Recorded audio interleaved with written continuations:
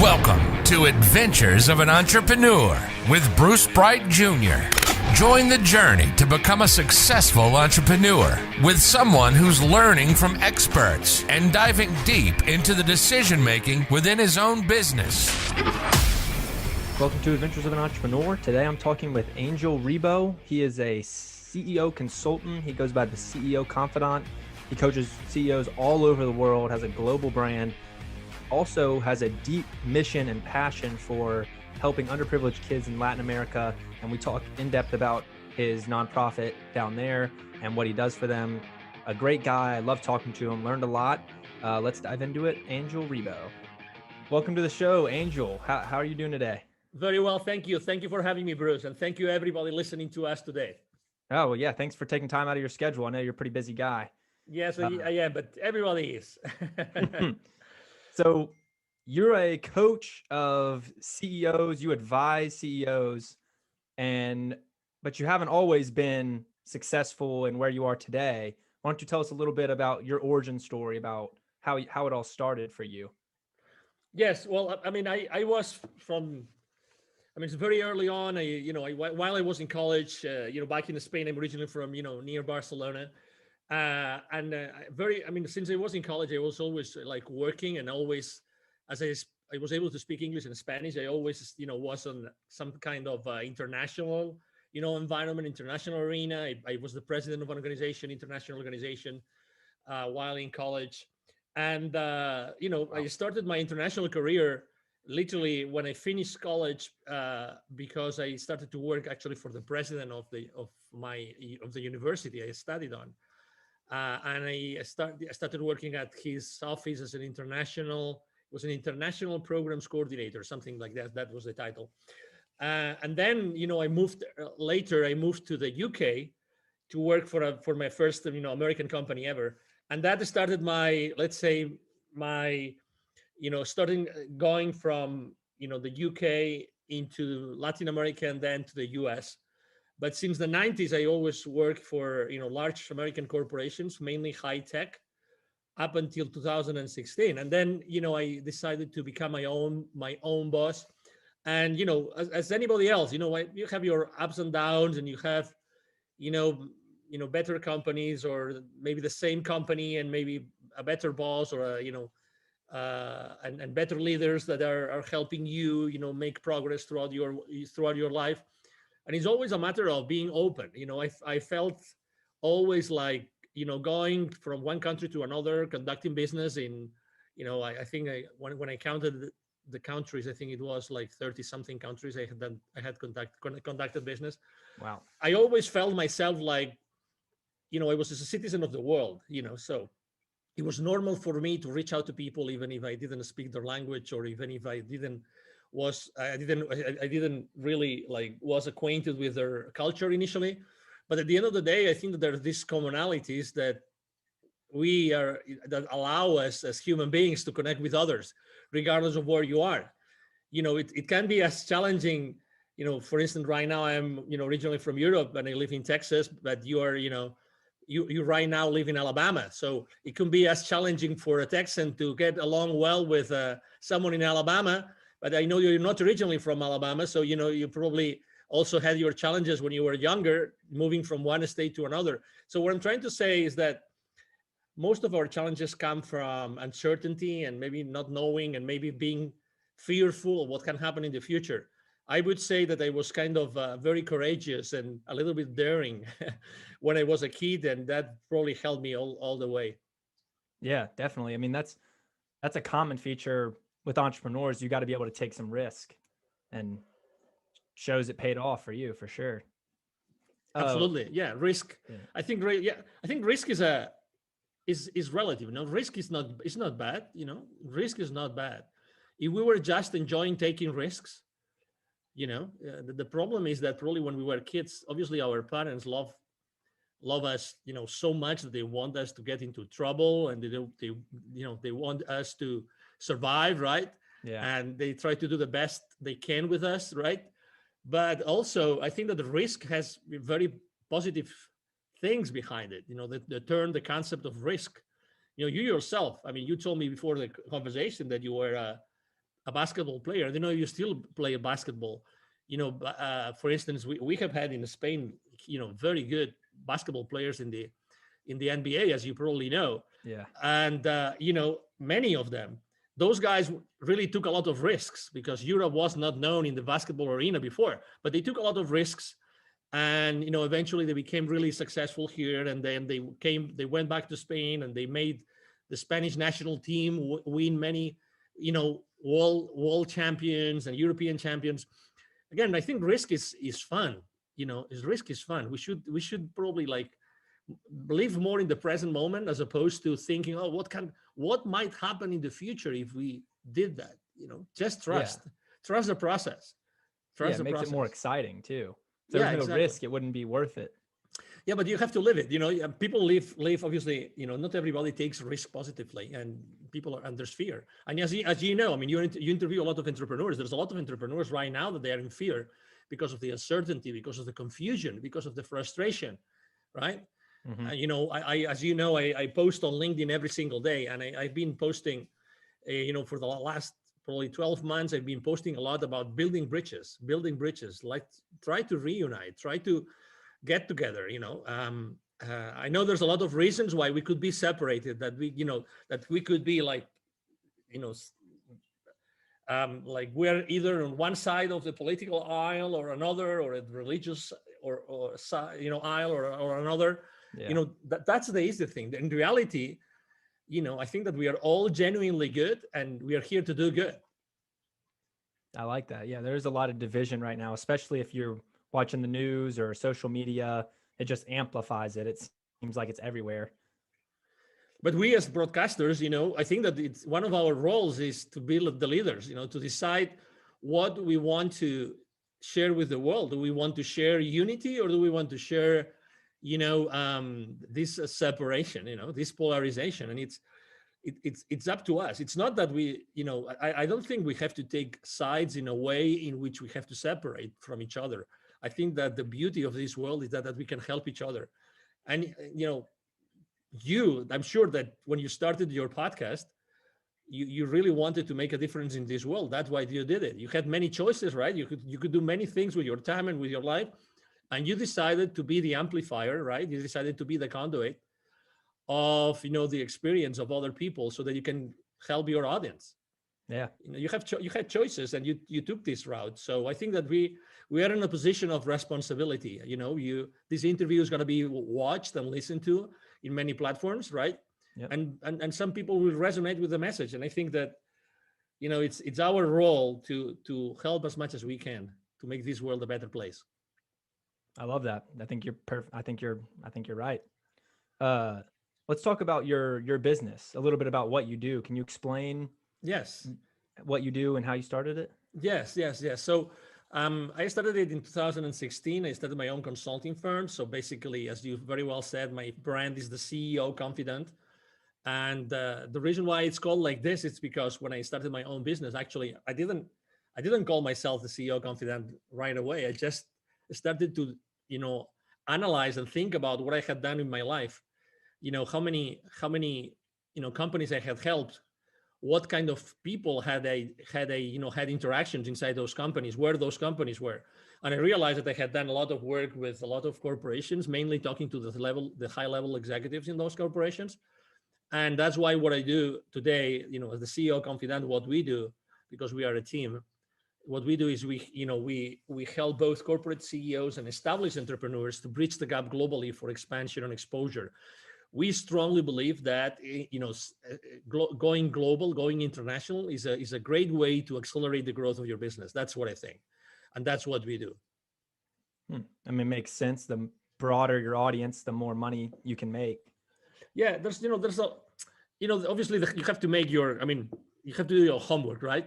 But sometimes there's two blind spots I think I would like to share with you and with your audience. Number one, sure. What you just said is so true.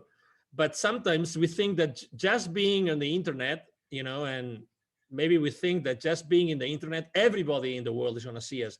And that's not true. Culturally speaking, it's not the same. Even if you're trying to speak to to a British, or you're trying to speak to an Australian, it's the same language, or a South African, it's the same language, but there's certain things that you should know, you should be aware of before you talk to them. That's something I strongly believe. And second, it's true that the broader your audience, but also you have to customize, you have to localize your offer. Whatever it is that you offer, you have to make it, you have to adapt it to the new, let's say, requirements, needs, or even constraints of the users, or of the potential clients in the area where you want to expand. So it has to be done wisely. So you have to know exactly how to do it and what are your priorities.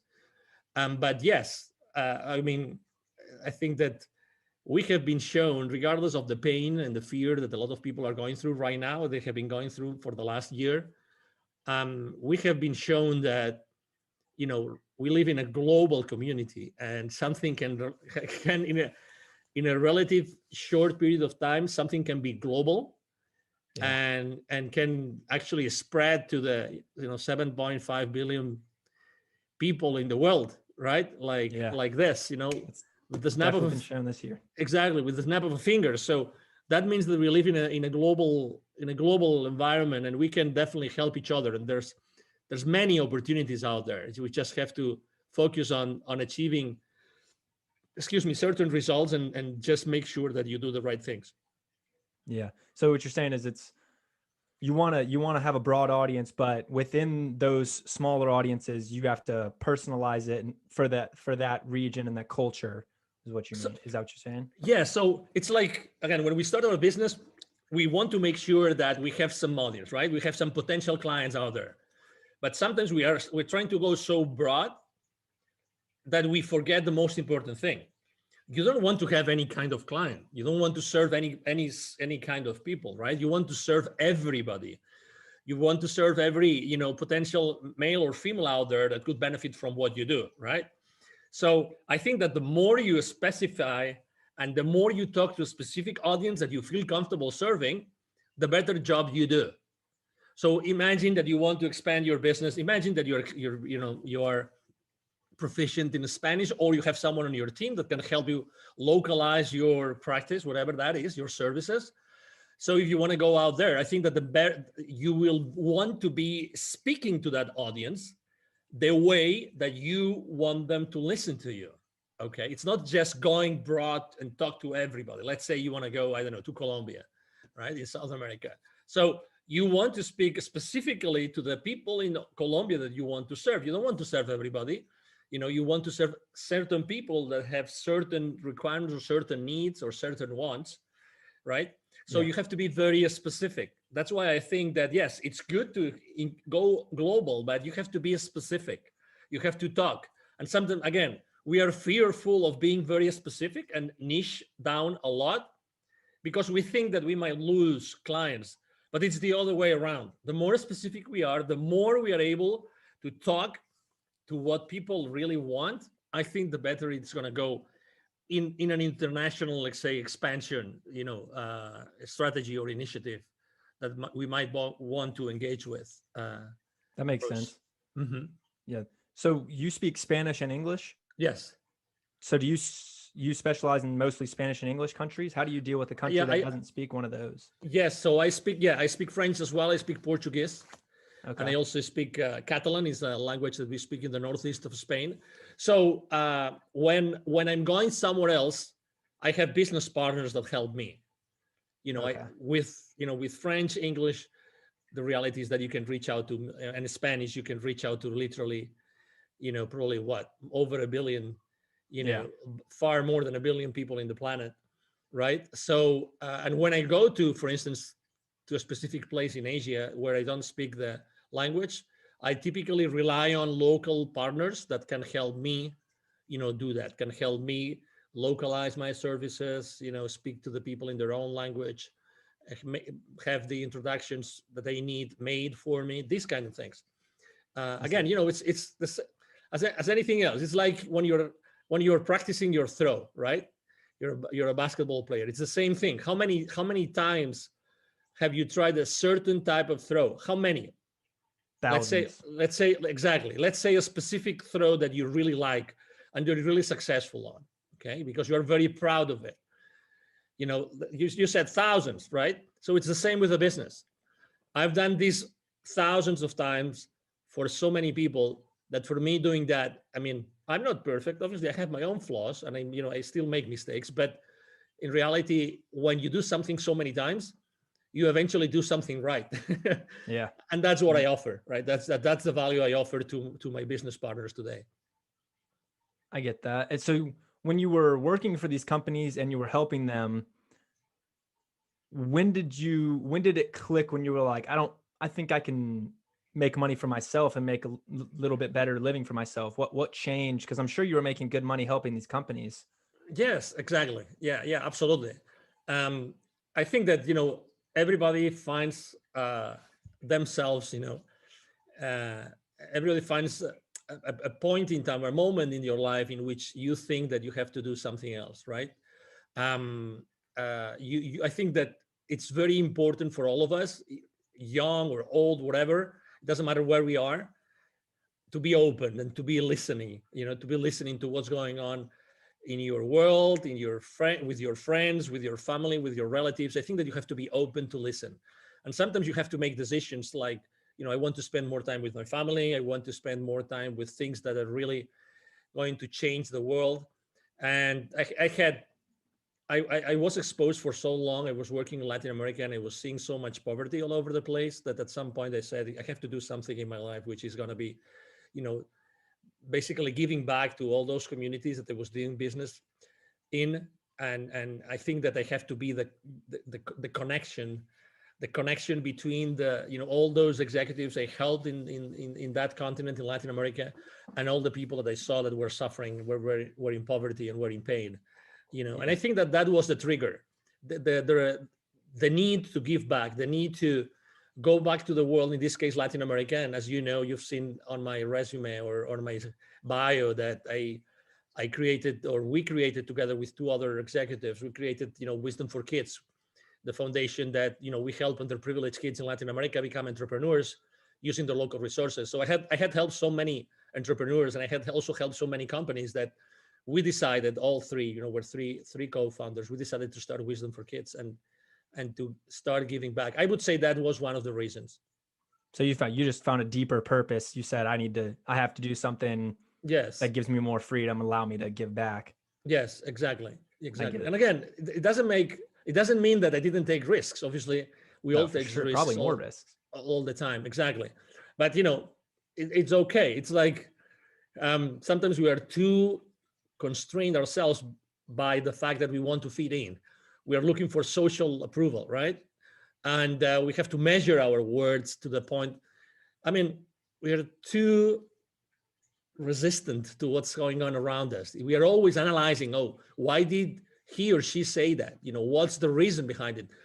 I mean, is it possible that someone doesn't really have an agenda and that person is just who they are and they just say whatever they feel? And, I think that things are already too complicated to overcomplicate them more and overthink stuff. I think, honestly, regardless of where everybody is right now, I think that we all have a good heart. We all want to help each other. And and even if we burned some bridges last year, because it was a tough year for everybody, we always can rebuild those bridges, and we always can do a better job as a community. And I really think that, again, as I said before, your role as a broadcaster right now, it's really, really important. You're really here to do extremely important things. And obviously we all start from small, right? But still, I mean, you're exposing yourself, and you could have looked for a super fancy studio and everything.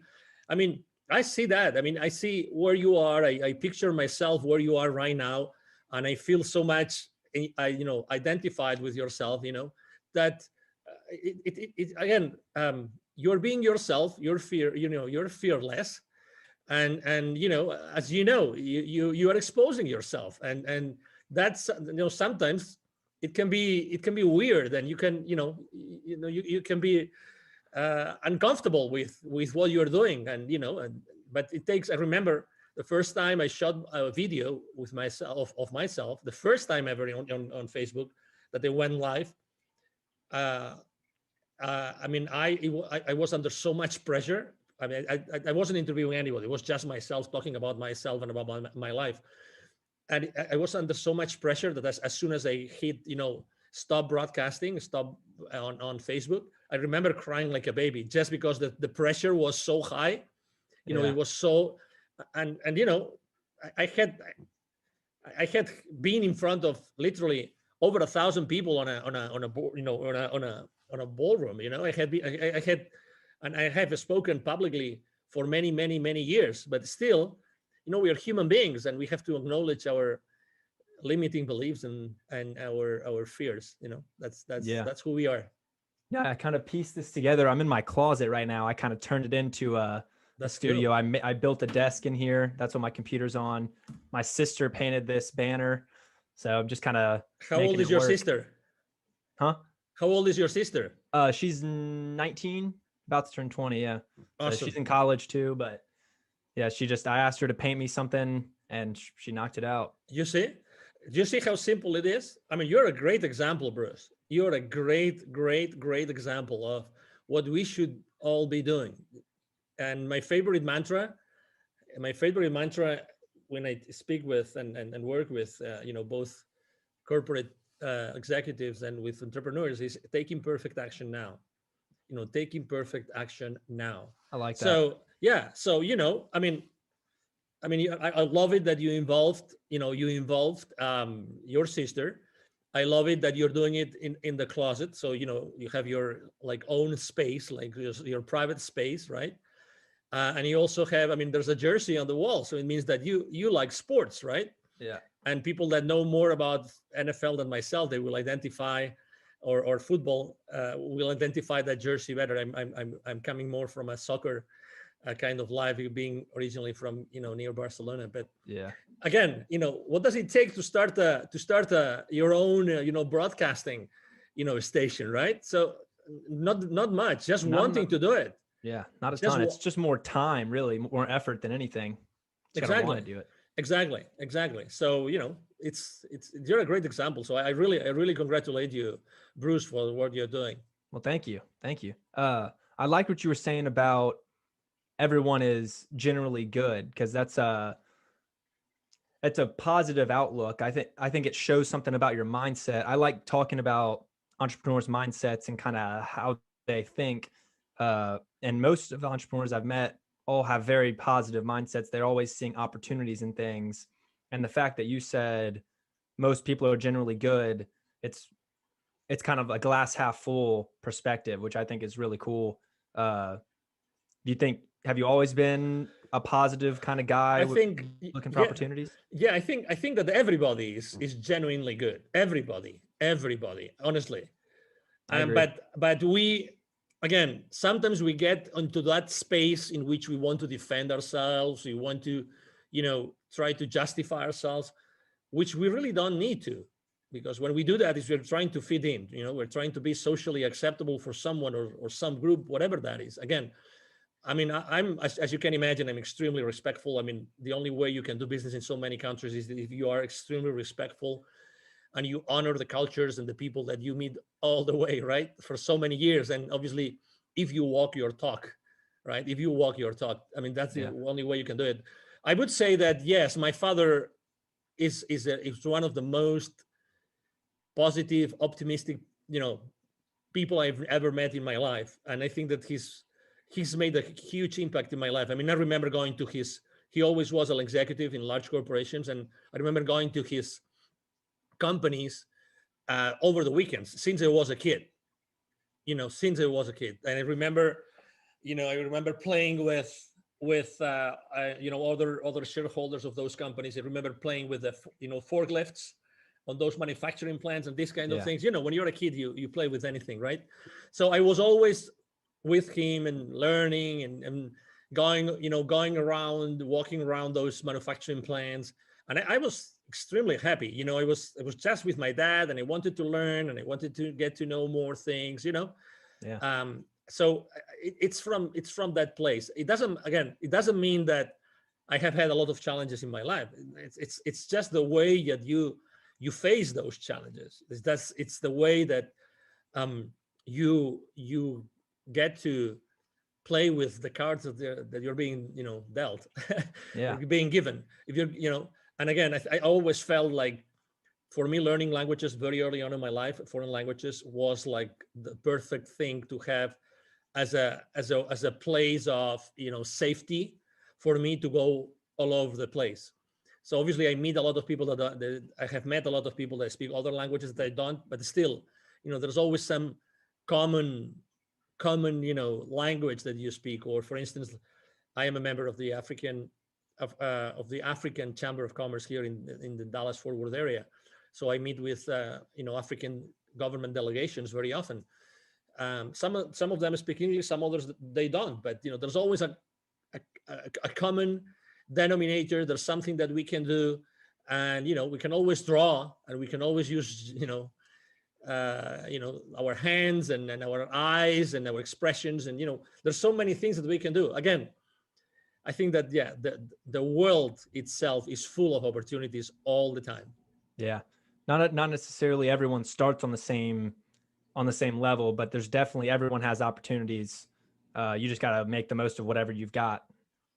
And also, for someone, as you said, starting like you, you see different opportunities, and that's good. That's perfect. You probably see opportunities I don't see, which is good. And probably also I am biased, because I've lived a few more years than you, and probably you see more opportunities than me because I am biased. And that's the beauty of being young and seeing the world full of opportunities. That as you are not as biased as I am, just because of my age, right? Yeah. Of my experience, you probably are going to take fights, like good fights that wouldn't take. That's the beauty, and one of those fights is probably podcasting, and that's awesome. And you will be exposed to great knowledge, to great people. You are yourself opening to opportunities. And even myself, I could, when my team was supporting me and interacting with you when we were trying to set this interview up, again, my team could have said, no. This guy doesn't have an audience, he just started. And you know what my favorite answer is? When sometimes they tell me this, I tell them, so what? So what? So what? So what if, Bruce's podcast episode with me, there's someone listening to that episode and they learn something, and I humbly teaching something to someone, so what? Who knows who's going to listen to this episode today, Bruce? Again, so I think that the so what attitude is also a way to see the world full of opportunities. And we're going back to the same place, so what? So what? A lot of people say a lot of things, but so what? Start using that. Start using the so what, so what? Yeah, I like that. Yeah, it's really eye-opening. So what? Okay, so tell me what you mean by saying that. So what? So he has a very short audience or a small audience. So what? Yeah. What if he has 1 million followers in a couple of years? And he still has this episode up, or so what? Yeah. Again, I like to spend time with people that really trust in themselves. Awesome. Well, I appreciate it. No, of course. Let's go back to Wisdom for Kids. Why don't you talk a little bit about what y'all do? Because you said you helped a ton of Latin American kids so far. What exactly do y'all do? Yeah, so basically, there's, just to put a little bit of context here, in Latin America, in 2012, there were about 170 million kids in Latin America, okay? Of these 170 million kids, 81 million kids were living in poverty, all right? Wow. So picture this, 81 million kids living in poverty. Of these 81 million, 22 do not have access to drinking water.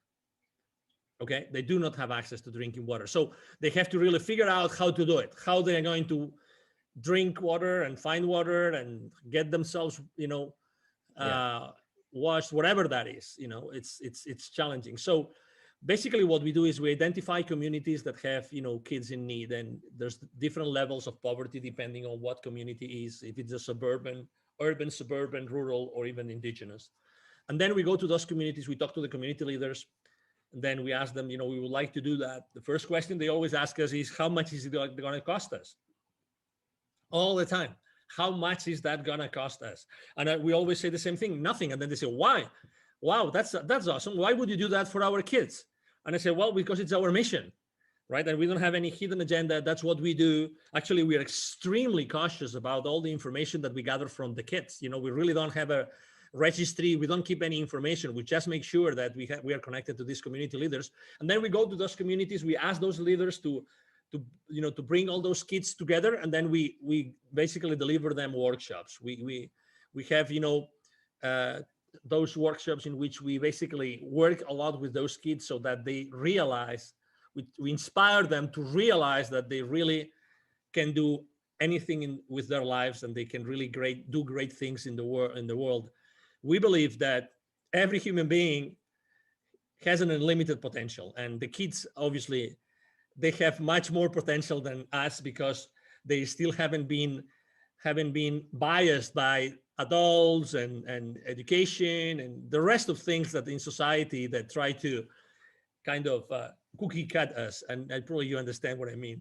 I get So it. it's beautiful to go there, and we really focus on the mindset, really, because we believe, number one, we know they're poor kids, and sometimes or very often their families are not properly structured. Okay, so maybe they don't have parents, or they only have one parent, or maybe they have tutors, or they have relatives taking care of them.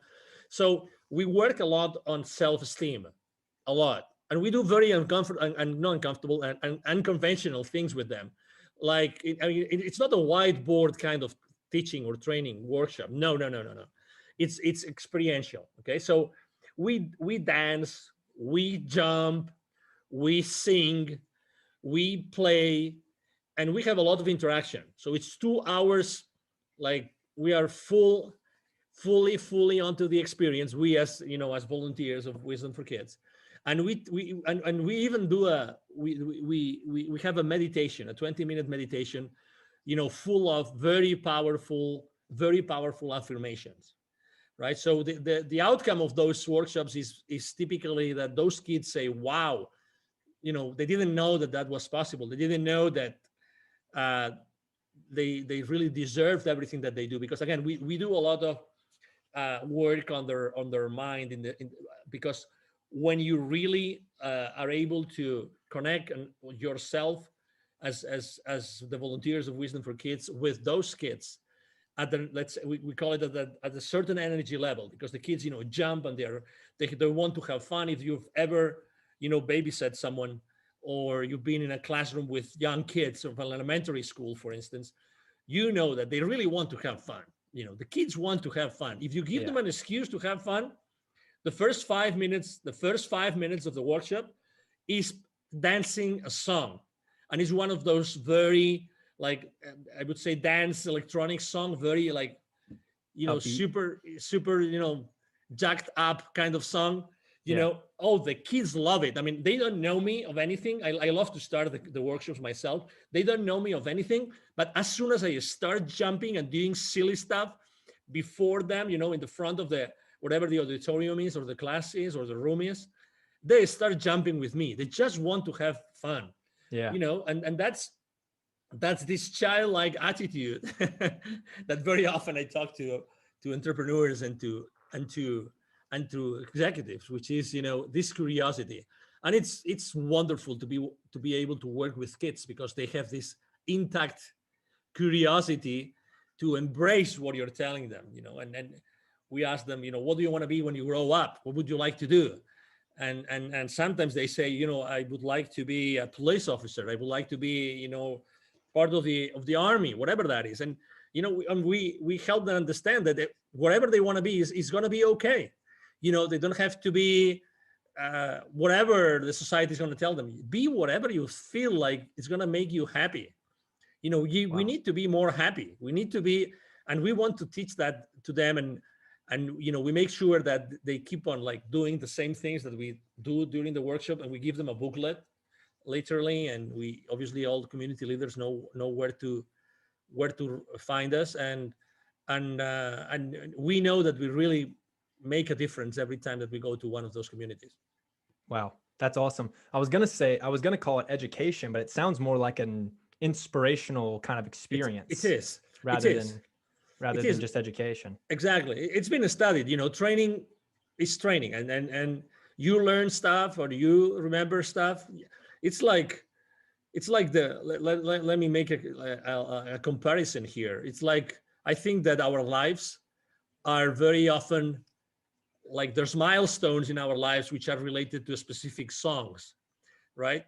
So I Mhm. think that there's certain titles or tunes that when you hear them again, immediately you go back in time and you remember certain things that happened when you were listening to that song. Yeah. That happens to me all the time. I mean, I love music, I love dancing, and it happens to me all the time. So that's why I think that those kids, well, I don't think, I'm sure, because obviously we go back to those communities and we talk to the community leaders and to the volunteers. They remember us.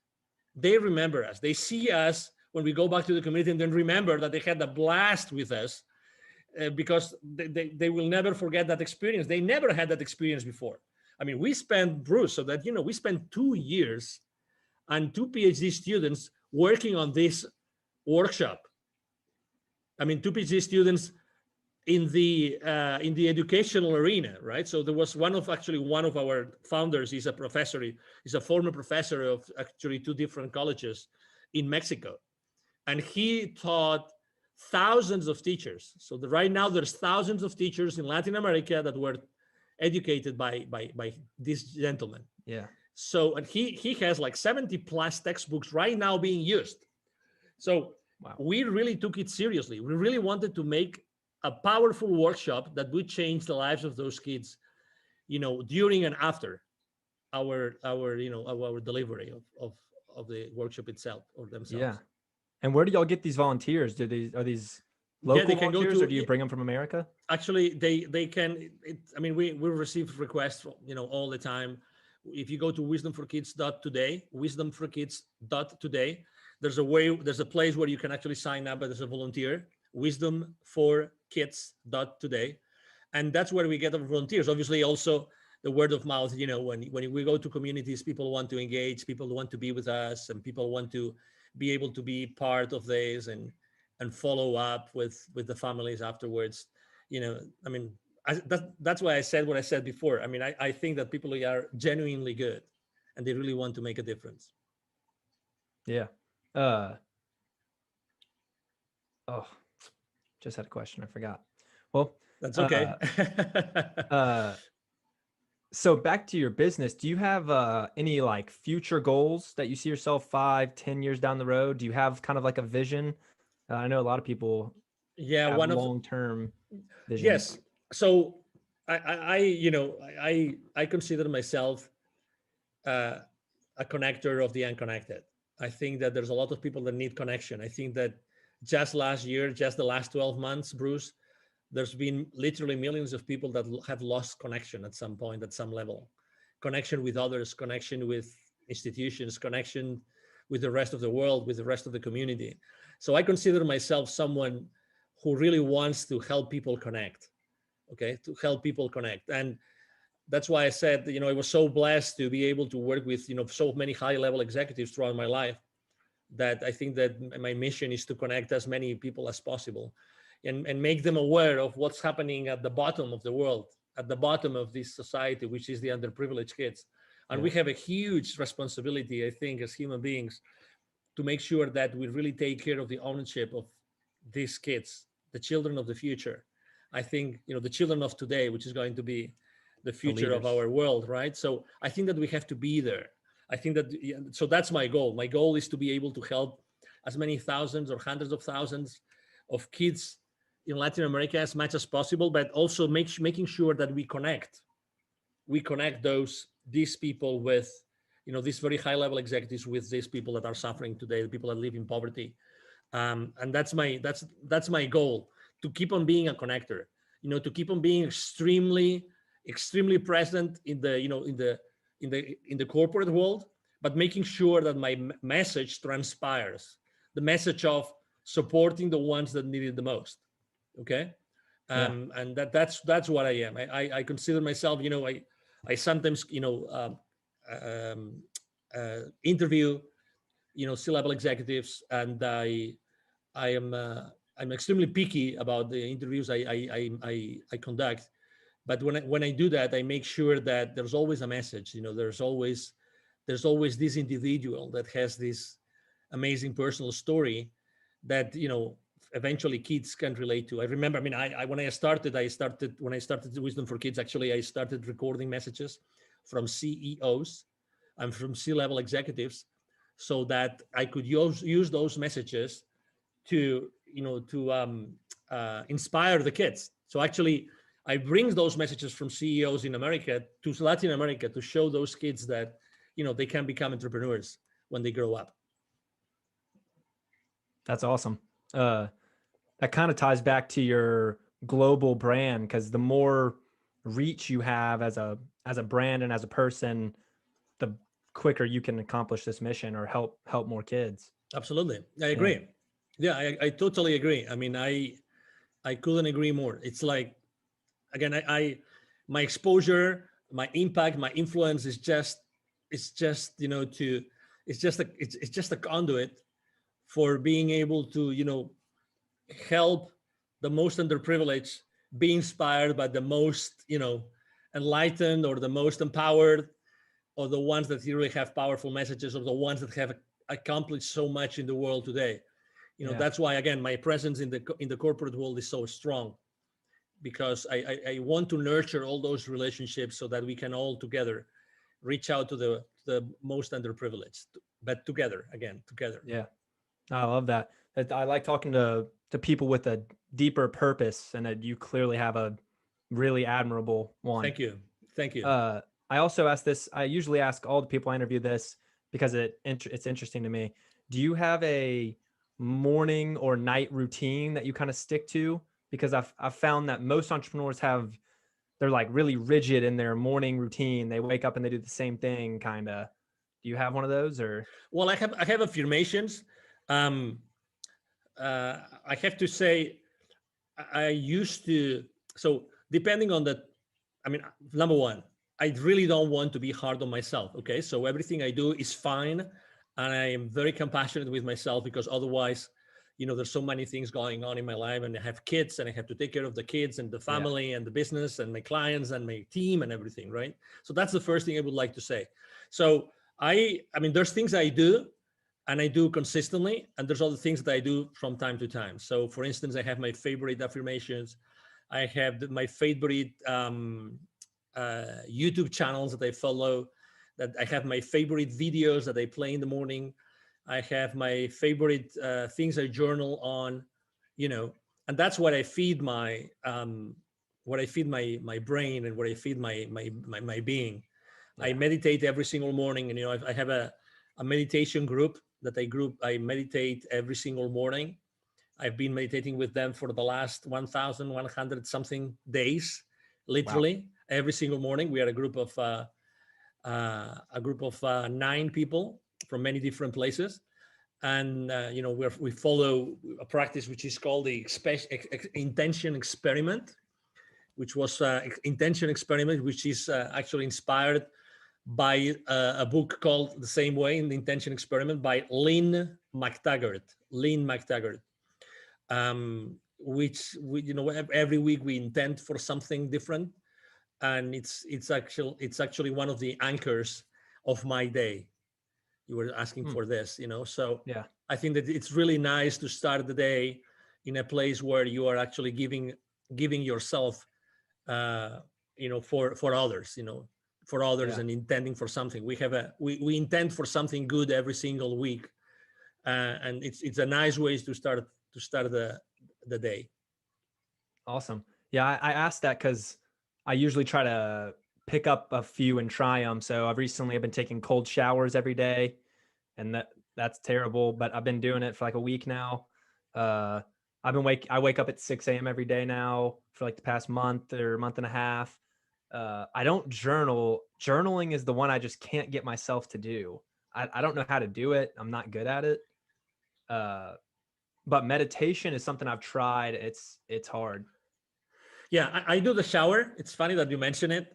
is one of those things that I have so much already incorporated into my life that I didn't give it the importance that it deserves. But I've been taking cold showers. Even when I go to Canada in the winter, I take cold showers wherever I am for the last 5 years. Wow. So I mean, when you take a cold shower and it hurts. Yeah. It literally hurts. So yes, I think probably that's keeping me so enthusiastic and passionate and young and and energetic and everything. So yeah, I mean, just I think if you're not still getting into journaling, that's fine. It's okay. Just keep your journal next to maybe your side table, in your bedroom. That's it. And one day you will start using it, and until it becomes a habit. But again, don't be so hard on yourself. You have to be happy, because the thing about getting hard on yourself, until you don't really like do it every single day, you typically become like very hard. You and then you are remorseful. Oh, today I didn't do that. Oh, today I didn't do that. Today I didn't do that. So I tend to be so flexible all the time, because I've learned to be flexible everywhere I go. I have to be flexible. I have to adapt to people. So other things that work for me, yes, let's do it. If things maybe I'm not used to, it's okay. Yeah. I'm going to try the journaling thing. It's difficult. But I like the cold showers so far. It's energizing, and it's just kind of like a mental test almost, just like putting yourself through something that's not fun just because you can control it. Yeah. That's why I like it. It's true. And you have a choice in the morning. Every morning you have a choice, right? It's either cold water or warm water or so, right? So I like it. I like cold showers already. All right. So before I wrap it up, I usually end it with this question. What kind of advice would you give someone who's on the fence about starting a business? They've always maybe thought about starting a business, but they never have. Maybe they're at a job they don't like, or maybe they're young like me and just don't know what to do with themselves. They're thinking about starting a company. What would you say to them? Start with a very simple thing that you really like and try it out. That's what I would say. I mean, how many, I don't know, just to ask you, when did you start your podcast, Bruce? My podcast, December of last year. Okay. So how many people have you interviewed already? 10 maybe. Okay, 10. Good. Well, so those are 10 potential friends, 10 potential business partners, 10 potential clients, 10 potential, you name it, and that's it. Again, just pick something that you like and do it. I mean, that's why I always say, take imperfect action now. It's much easier than what you think. Reach out to people and see what they say about what you have to offer. That's it. Obviously it takes something, right? It takes courage to do certain things, but just do one thing. Just try one thing that you really like, expose yourself, start proof testing it, and just take it from there. It's much more simple than what you think. And also listen to what's happening around you. Sometimes people ask me, what were the opportunities that were presented to you in 2020?